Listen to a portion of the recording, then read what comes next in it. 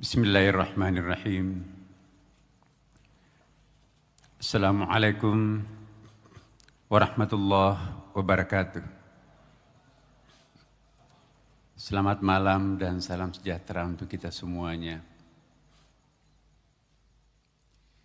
Alhamdulillah. Alhamdulillahilladzi khalaqal mauta wal hayata liyabluwana ayyuna ahsanu amalana. Walhamdulillahil qail wa ma arsalna min rasulin illa liyuta'a bi'idnillah. Walau annahum izzalamu anfusahum ja'uka fastaghfirullah wastaghfir lahumur rasul lawajidullaha tawwabar rahima. Wa qala aidan wa la tahsabanna alladhina qutilu fi sabilillahi amwata bal ahya'un 'inda rabbihim yurzaqun. Thumma qala aidan kama arsalna fiikum rasulan minkum yatlu 'alaikum ayatina wa yuzakkikum wa yu'allimukumul kitaba wal hikmah wa yu'allimukum ma lam takunu ta'lamun. Allahumma salli wa sallim ala sayyidina wa habibina wa syafi'ina wa maulana wa atba'ina wa imamina wa qurrati a'yunina Muhammadin sallallahu alaihi wasallam. Ma ba'd. Yang saya hormati Gus Irfan, sahabat saya,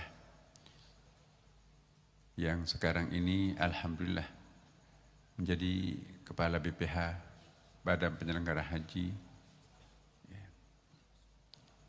yang saya hormati PJ Gubernur sahabat saya Pak Adi Karyono, dan juga Wakil Gubernur terpilih Bapak Emil Dardak, sahabat saya almarhum bapaknya, sama-sama jadi wamen dulu pada periodenya Pak SBY.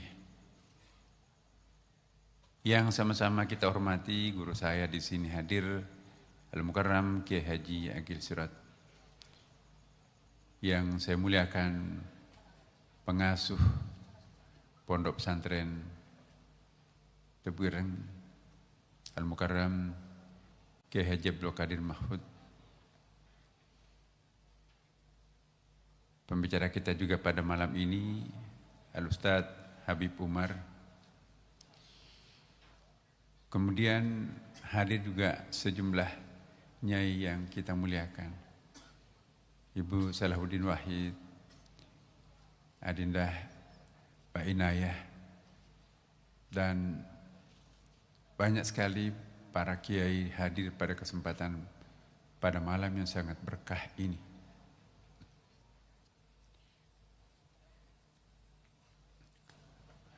Bapak Ibu sekalian, di dalam kitab Futuhatul Makkiyah,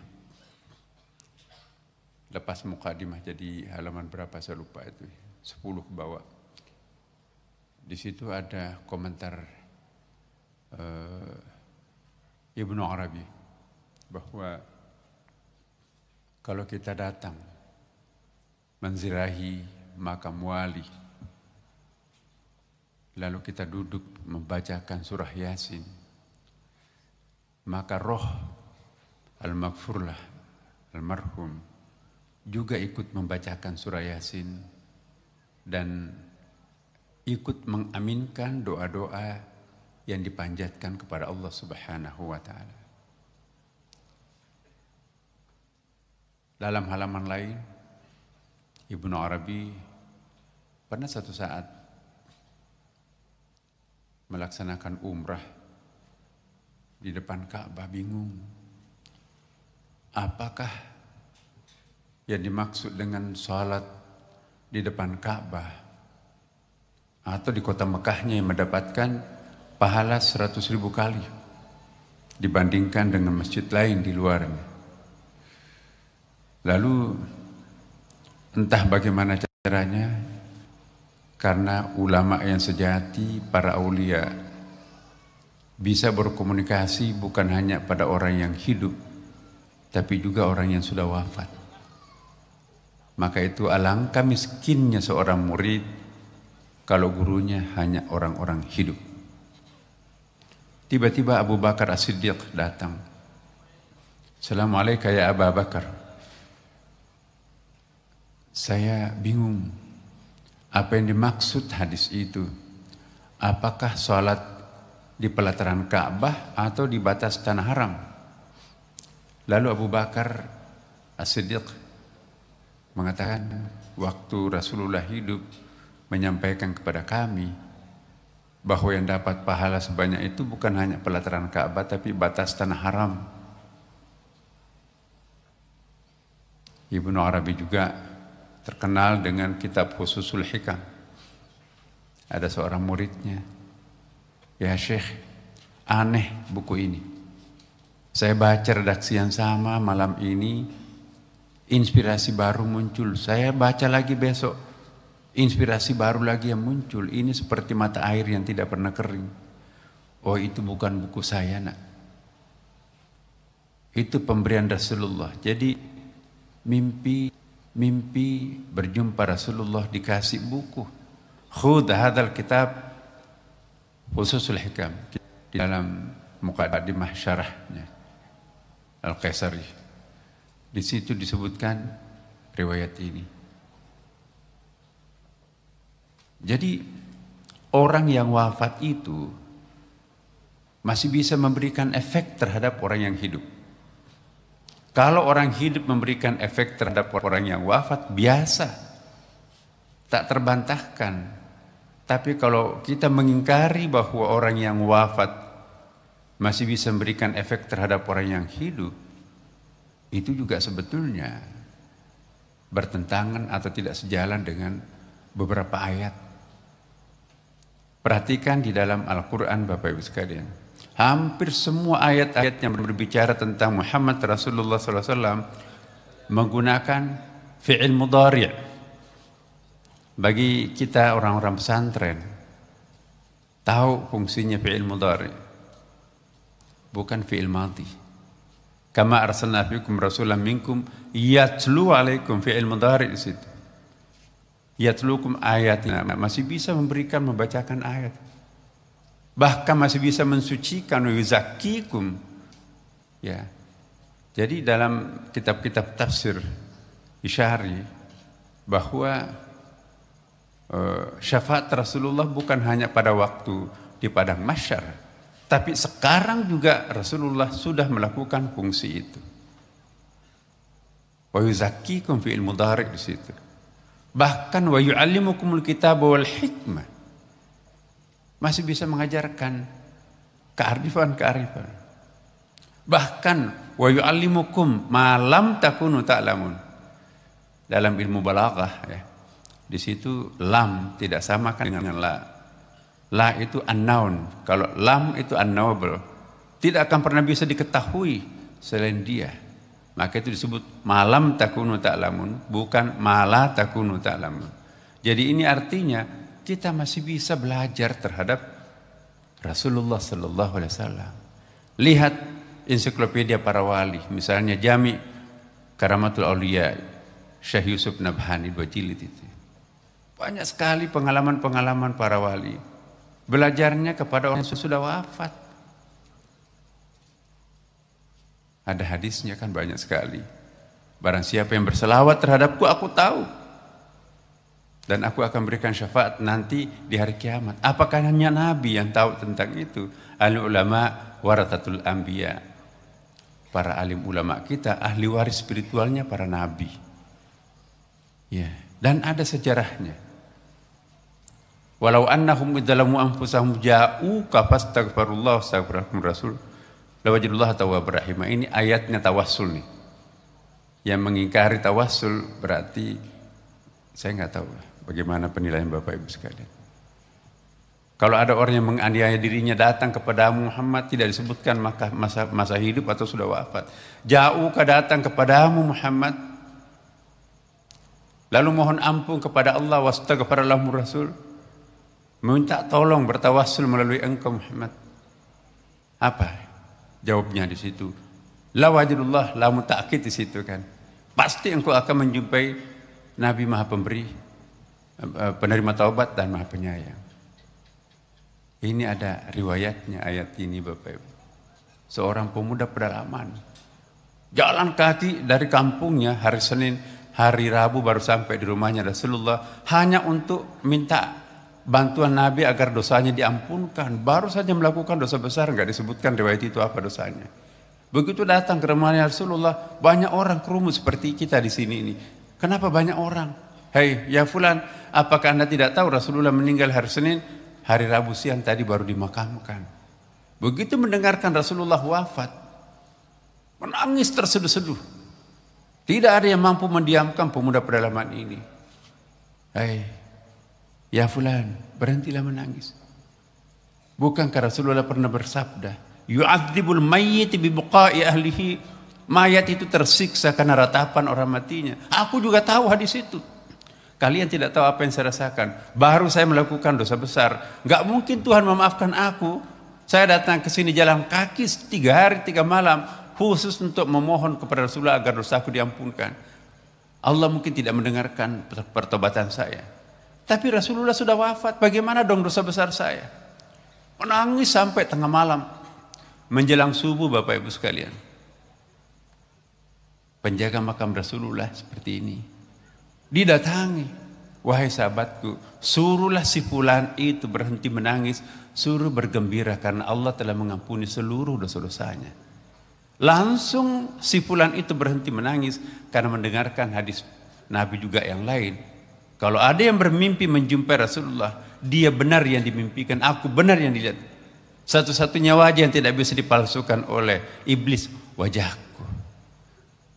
Jadi Bapak Ibu sekalian, kehadiran kita di sini, kita mengenang almarhum tokoh-tokoh pahlawan, ya, pahlawan rakyat dan pahlawan negara di sini ada ini. Ya. Itulah yang disebutkan dalam ayat. Wala tahsabanna alladziina qutilu fi sabilillahi amwata. Janganlah kalian mengira bahwa orang qutilu anfusakum dalam tafsir Mu'tabarah, terjemahan Kementerian Agama juga disebutkan mati di jalan Allah. Tapi kita lihat di dalam kitab-kitab tafsir yang lain, Ibnu Ajibah misalnya, yang dimaksud di situ qutilu anfusakum itu mengorbankan egonya, mematikan egonya, mematikan subjektivitasnya demi untuk di jalan Allah. Itu tidak pernah mati. Dia tetap hidup seperti Gus Dur, kita lihat itu ya. Peran pengaruhnya luar biasa. Ini haul yang ke-15. Ini haul yang ketiga kalinya saya datang di sini. Kalau di Ciganjur saya belum pernah absen, Mbak Ina ya, jadi saksi. Nah, bal ahya, dia tetap hidup. Bahkan lanjutan ayat itu, inna rabbihim yurzaqun, masih terus mendapatkan rezeki dari Allah. Ini isyarat bahwa orang mati pun membutuhkan rezeki. Salah satu rezekinya orang mati itu adalah doanya orang hidup. Orang yang tidak pernah mendapatkan kiriman doa dari orang hidupnya, lihat Ihya Ulumuddin, itu nanti akan jadi pengemis. Menunggu hari Jumat ketika ada khatib pembaca khutbah keduanya itu, Allahumma ighfir muslimin wal muslimat wal mu'minina wal mu'minat al hayya minkum wal amwat innaka sami'un qaribun mujibud da'wati rabbil alamin. Begitu kata al ahya wal amwat muncul, rebutan bagaikan anak ayam kelaparan tuh. Wah, ada mantan menteri, mantan gubernur di situ rebutan tuh. Mantan presiden juga ada. Ya, tapi ada yang santai duduk di situ. Bapak Ibu kok kenapa santai nggak ikut rebutan? Saya nggak perlu. Kenapa? Anak saya kan santri Tebu Ireng. Iya, anak-anakku setiap habis salat 5 waktu dia kirimkan saya surah Al-Fatihah. Masya Allah, bahagia sekali engkau. Saya juga punya anak banyak, tapi tidak satu pun mendoakan aku. Harta warisan saya diludaskan gitu kan. Tidak lama kemudian, Bapak Ibu beberapa di antaranya ikut rebutan juga. Bapak Ibu kenapa ikut rebutan? Iya, anak saya dulu yang rajin mendoakan aku sudah wafat. Cucu-cucuku yang sekolah di luar negeri sana, di Amerika, di Eropa, jangankan doa salat pun juga enggak. terputuslah. Jadi mari kita mewariskan amal jariah ini ya dengan cara mendidik anak kita di pondok pesantren, didoktrinkan bahwa sedikit artinya buat kita, besar artinya buat almarhum. Doa kita kepada Gus Dur malam ini itu kita lihat dalam kitab kuning, banyak kitabnya nih. Nanti guru kita Kiai Agil Sirat akan menjelaskan. Ya. Ada Kitabut Tajassudil A'mal atau dalam buku lain Babut Tajassumil A'mal, bab tentang penjelmaan doa orang hidup kepada orang mati itu berubah menjadi parcel, berubah menjadi bingkisan yang sangat menghibur orang sana. Ini artinya bahwa orang yang mati pun masih bisa memberikan efek terhadap orang hidup. Makanya itu kita diminta, ya, innallaha malaikatahu yusalluna fi'il mudhari di situ, ya. Bahkan sekarang dan akan datang. Allah dan para malaikatnya berselawat kepada Nabi. Apakah Nabi Muhammad sudah wafat atau belum? Sudah wafat fisiknya. Tapi kenapa kenapa Allah memerintahkan kita kalau nggak ada gunanya lagi berkomunikasi dengan orang mati, ngapain kita disuruh di situ? Ada fi'il amarnya kan? Ya ayyuhalladzina amanu, wahai orang beriman, kalau nggak beriman nggak usah dipanggil. Sallu itu fi'il amr, berselawatlah kepada Nabi Muhammad. Kita pun juga diminta tadi kita mendengarkan lantunan selawat indah sekali. Nggak mungkin kita diperintahkan kalau nggak ada manfaatnya. Manusia itu kan makhluk abadi, wujud abadi. Apa yang dimaksud wujud abadi? Diawali ketiadaan, tidak diakhiri ketiadaan. Sekali jadi manusia tidak akan pernah jadi manusia, cuma transit aja ke 5 alam itu kan.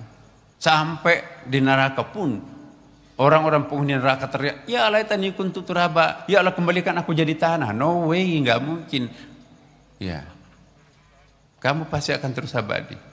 Ada wujud azali, Allah Subhanahu wa taala tidak diawali ketiadaan, tidak diakhiri ketiadaan. Alam ini hawadits, diawali dan diakhiri dengan ketiadaan. Bapak Ibu sekalian, inilah sedikit kenangan saya yang saya ingin sampaikan juga, satu poin saja di antara sekian banyak. Ketika saya di Jakarta pernah ditugasi sebagai Direktur Eksekutif Perubahan IAIN menjadi UIN Jakarta. Waktu itu saya pembantu rektor 3 merangkap PR4 ya. Terus nggak mungkin. Saya minta tolong Gus, saya mau merubah IAIN menjadi UIN. Ngapain? Jadi Gus Dur tidak setuju perubahan IAIN menjadi UIN. Persis seperti Cak Nur juga. Nurhalis Majid. Pak Nasaruddin nggak usah lah. Ngapain sih mau merubah IAIN menjadi UIN, nanti habis fakultas agamanya itu ditelan umum. Ya. Tapi saya logikanya begini, Gus atau Cak Nur. Islam itu kan universal. Oh iya, rahmatan lil alamin. Kalau sekolah tinggi itu hanya seperti empang, kolam. Kalau institut itu seperti danau. Ya. Sedangkan universitas itu adalah seperti samudra tak terbatas. Kalau Islam itu universal, maka universitas Islamlah yang paling tepat mewadahi universalitas Islam. Bisa juga kamu berlogika ya, murid kita kan. Saya katakan hal yang sama kepada Gus Dur. Ketawa Gus Dur, tapi saya nggak setuju.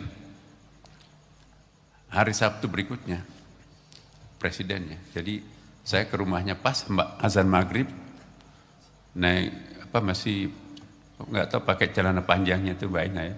Gus, assalamualaikum Gus. Ini karena dulu kan kita sering di rumah beliau. Minta tanda tangan. Apa lagi? UIN lagi. Iya Gus, kami mau pinjam dana dari IDB, Islamic Development Bank. Saya kan nggak setuju dengan dia. Iya Gus, bisa nggak ditandatangani ini? Untuk apa itu? Saya jelaskan, kita akan pinjam uang ke IDB. Berapa? 500 miliar. Masih jumlahnya besar pada waktu itu. Untuk apa perubahannya? Saya nggak setuju. Tapi sini suratnya saya tanda tangani. Tanda tangani surat itu Bapak Ibu sekalian. Besoknya saya ke Kementerian Keuangan, masih orangnya jadi saksi itu. Iya. Marah kepada saya. Ini namanya patah komplit saya ini. Jadi Direktur Dana Luar Negeri Pak Kementerian Keuangan itu tadinya mau nggak setuju, tapi kan tanda tangannya Presiden. Seandainya tidak ada tanda tangannya Gus Dur, sampai hari ini belum ada UIN di tempat lain. Ya. Dialah yang punya tanda tangan sampai Bank Indonesia, Islamic Development Bank mau mendanai IAIN. Nah, akhirnya, ya ini ada ceritanya sedikit, mohon waktu, Pak. Saya Direktur Eksekutif, permohonan saya ke Bank Dunia, Bank Islam pada waktu itu, 20 halaman diketawain sama Presiden Direkturnya. Orang minta 500 miliar cuma proposalnya 20 halaman. Orang lain minta uang di sini tidak ada di bawah 2.500 halaman. Proposal lampirannya ini nggak ada, ini enak aja. Sanggup nggak engkau membuat lampiran-lampirannya 2.500 halaman? Sanggup. Dalam 1 minggu? Sanggup. Saya bilang, ini apaan ini? Sanggup. Nah, nekat betul. Saya diam-diam ngundang PR4 IPB, PR4 ITB, PR4 UGM, PR4 UI, hadir semua di puncak. Saya PR4 waktu itu. Nah, Pak, kami dapat tantangan. Islamic Bank mau asal kita 2.500. Bagaimana mungkin Pak Nasar ngetik 2.500? Itu 1 minggu nggak cukup. Bahasa Inggris lagi kan, atau bahasa Arab. Gimana dong? Nah, Pak Rohmin Dahuri, pembantu Rektor 4 IPB, ini rahasia, ini baru saya ungkap di tempat ini, Gus. Pak Nasar, begini, saya akan mau mendirikan Universitas IPB, tapi tidak mendapatkan izin dari menteri saya. Ngapain IPB mau jadi universitas? Proposal saya yang 3.000 halaman itu aja diganti. Saya nggak tahu apakah pelanggaran atau enggak. Tapi saya rubah, ambil filenya. Semua kata-kata IPB diganti dengan UIN Jakarta. Bahasa Inggris. Jadi saya turun dari puncak sampai ke kantor Pak Zumardi Asra, rektornya pada waktu itu, tanda tangan. Hah? Kok kenapa bisa? Diam aja, nanti kita cerita. Tanda tangan karena beliau rektor, saya direktur eksekutifnya itu kan. Nah, harus sampai hari ini, karena kan waktu itu hari Senin. Jadi hari ini harus sampai, karena rapat selisih 6 jam Saudi Arabia kan di Indonesia. Jadi jam 7 baru ditandatangani Pak Rektor. Jadi tiga rangkap itu Bapak, 3.000 kali 3 rangkap itu besar. Kalau saya kejar, ya LTH itu titik pangkilat di Mampang Perapatan di Ciputat itu kan macet itu. Saya naik ojek. Kalau naik mobil pasti nggak dapat. Titik pangkilat harus nyampe kan. Di tengah jalan di Pondok Indah hujan. Jaket saya kebetulan anti hujan pada waktu itu. Pakai bungkus itu ya, 3.000 halaman itu saya kehujanan. Begitu sampai ke kantor, Pak ini mau segera nyampe ini. Pak, mobilnya baru jalan tuh, baru masuk tol tuh. Sudah mau dikirim karena Saudi Arabia itu akan terbang jam 10 pagi. Jadi gimana? Kejar aja. Nggak mungkin dikejar. Saya naik ojek kan dari Ciputat ke sana naik ojek. Ojek, kejar mobil itu. Lihat mana Pak? Lewat tol. Ini kan nggak boleh masuk tol Bapak. Teriak-teriak semua penghuni mobil itu. Kenapa ada motor lewat tol? Kalau kamu ditangkap saya gantikan motornya. Saya kejar. Jadi Bapak Ibu sepanjang jalan di klakson itu. Kenapa ada motor? Sampai ke bandara pada waktu itu. Di ujung bandara ketemulah mobilnya itu. Pak ini saya dari kantor. Minta ini harus sampai ke Saudi Arabia. Ditandatangani Pak. Surat tanda terimanya itu. Alhamdulillah. Jadi jam 10 malam saya tidur di kantor karena biasanya itu saya nginap di kantor. Sekarang juga di Kementerian Agama banyak sekali tumpukan yang harus saya kerjakan. Kadang nginap. Nah, ditelepon Presiden ADB-nya, congratulations. Your proposal will accepted insyaallah. Tomorrow morning kami akan balas gitu ya. Jadi minggu berikutnya kebetulan Presiden IDB-nya mau ke Asia Tenggara, ke Indonesia. Langsung MOU. Padahal waktu itu Bapak Ibu sekalian, tidak ada teman-teman yang mendukung. Ada profesor terkemuka di UIN, ketua panitianya itu nggak pernah berhasil. Kamu anak kampung kok mau merubah IAIN? Karena saya dianggap anak kampung. Karena bukan alumni UIN Jakarta, saya alumni IAIN Alauddin tuh. Nah terus apa yang terjadi? Oh boleh juga ya orang kampung ini mimpin UIN. Jadi serah terimalah MOU jadi. Seandainya tidak ada Gus Dur, UIN itu tidak ada. Inilah jasanya almarhum. Tahun berikutnya Yogyakarta minta dibantu. Saya yang konsultan, saya yang bikinkan juga. Proposal itu banyak yang jadi saksi. Akhirnya 7 UIN ikut di belakang Jakarta, saya konsultannya. Dan alhamdulillah Bapak Ibu sekalian, termasuk Surabaya juga. Itu gara-gara tanda tangannya Gus Dur. Kita bacakan surah Al-Fatihah Gus Dur. Al-Fatihah. A'udzubillahi minasyaitonirrajim. Bismillahirrahmanirrahim. Alhamdulillahirabbil alamin arrahmanir rahim maliki yaumiddin. Iyyaka na'budu wa iyyaka nasta'in ihdinas siratal mustaqim siratal ladzina an'amta 'alaihim ghairil maghdubi 'alaihim waladdallin. Amin. Bapak Ibu sekalian, terima kasih.